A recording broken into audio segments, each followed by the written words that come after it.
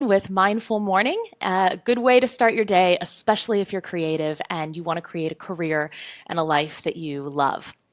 Uh, a reason that people come to coaching often is they're trying to figure out that question of should I quit or dig in and stick with it?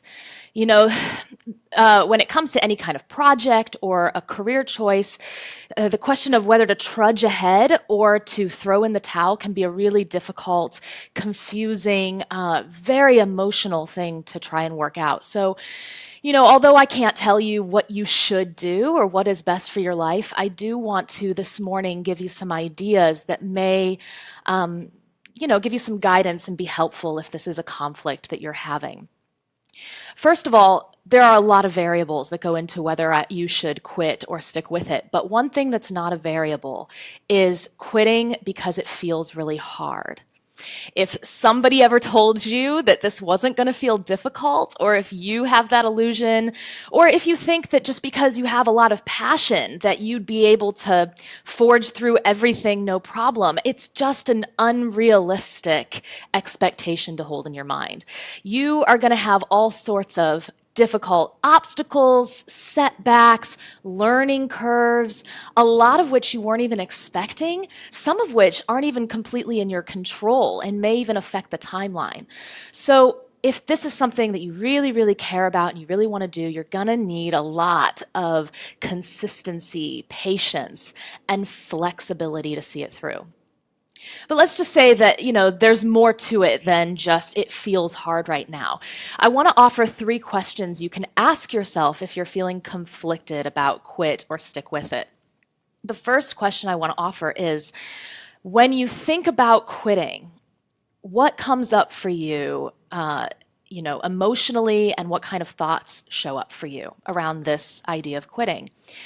When I was trying to figure out, should I leave acting and the music industry, there were so many difficult thoughts and emotions that showed up around that. Really feeling a lot of shame and embarrassment and a lot of self-judgment about what it meant about me if I threw in the towel and quit. I think whenever you commit to something wholeheartedly, you're bound to feel this way, right? You're bound to have a whole bunch of difficult thoughts and emotions showing up, and I think that's one of the reasons that people continue maybe longer than they should. So I want to challenge you on this, though. What is your definition of quitting? Is it a self-limiting one?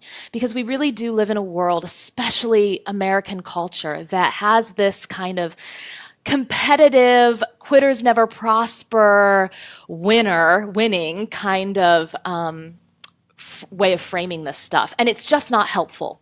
It's really not helpful at all. And if you are sacrificing your fulfillment just so that your ego can say that you've won, it's a real fast track to bitterness and resentment. So really ask yourself if that is the thing that is driving you forward. Are you driving yourself forward because you're running away from thoughts and emotions that you just don't want to face? The second question to ask yourself is, what is it about this project or this career that I really enjoy? This can be something that helps you dig in and continue, or it can help expand your possibilities around what else you can do. For example, when I was trying to decide about leaving the entertainment industry or not, I was also coaching at the time. And what I realized when I asked myself this question was so much of what I loved about acting, I was also getting from coaching. I love to connect with people, to be really present and listening to somebody, and be very creative and spontaneous in my interactions with them. And that's something you have to do when you're in a scene with somebody. And it's also something you have to do in coaching, to really be present and listening to your client, using their coaching objective as a means of exploration and trying to figure out what's possible for them in their life is a really exciting thing that I absolutely love. So I was getting that in both places. Another thing that I was getting was this Creativity. I loved creating my own projects and my own characters as an actor, but I also get to do that in my work as a coach. I mean, everything you see, all of these episodes I put together, everything you see on my website, is created by me. Now, some of this stuff doesn't look that great because I'm still learning how to do it, but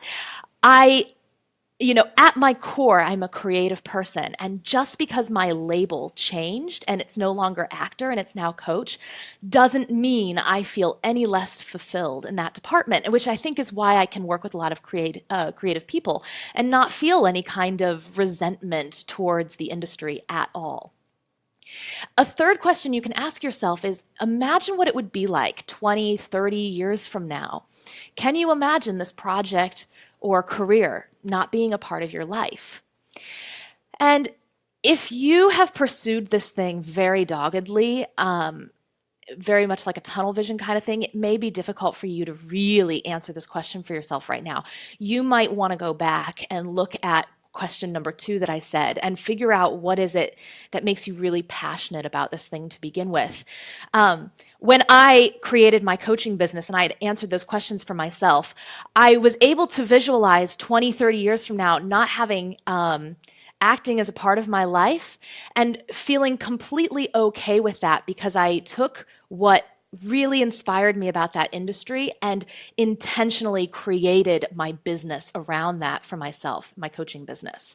So if you're struggling to imagine anything outside of what you're currently doing, it may be because that's right for you and you should continue, but it also might be that you've got a tunnel vision kind of thing and you've never expanded the possibility of what else you could do with your life.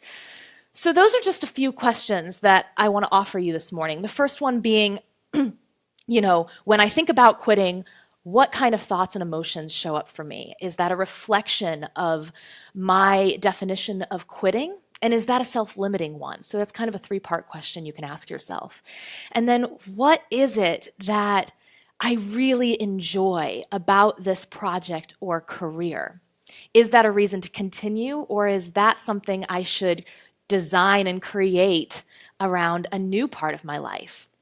And the third question is, imagining 10, 20, 30 years down the road, will I feel regretful if this project or this career is no longer a part of my life? So I'll put these questions in the Mindful Morning Toolbox in the cheat sheet. If you don't know what the toolbox is, or if you're not signed up to that, it's where I keep all of the actionable exercises, and I put mindfulness recordings in there and all of the cheat sheets for all of these episodes, which just helps you take this from being an idea and into something you can apply into your life. So it's absolutely free. I encourage you to put in your name and your email address and sign up for that. Jump in there and explore everything that's available. And please like this if you like it, leave a comment, write a review, share this with other people who may be asking themselves that very question of, should I quit or stick with it? And tomorrow I'm going to be talking about what is your beliefs around creativity, and may that be limiting your creativeness in yourself. So if you're interested in that topic, then I will look forward to seeing you tomorrow. Okay, y'all, have a good day.